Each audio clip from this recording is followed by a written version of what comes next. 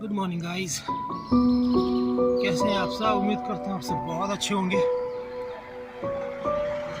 हाँ, हमारी मॉर्निंग की शुरुआत हो चुकी है।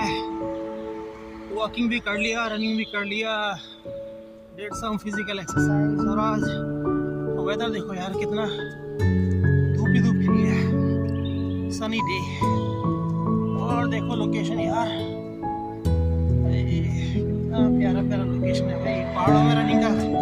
और मॉर्निंग वॉक का मजा ही कुछ और है।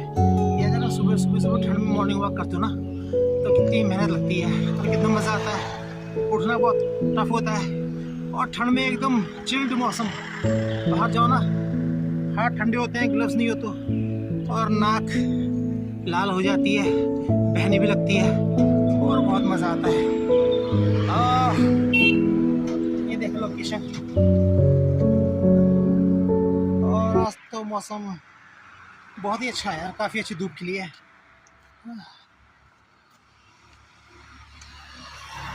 यहाँ पे होटल्स भी हैं, काफ़ी अच्छा।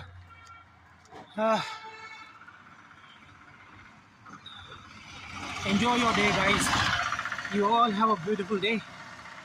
Enjoy your life, be safe, be happy. Bye bye.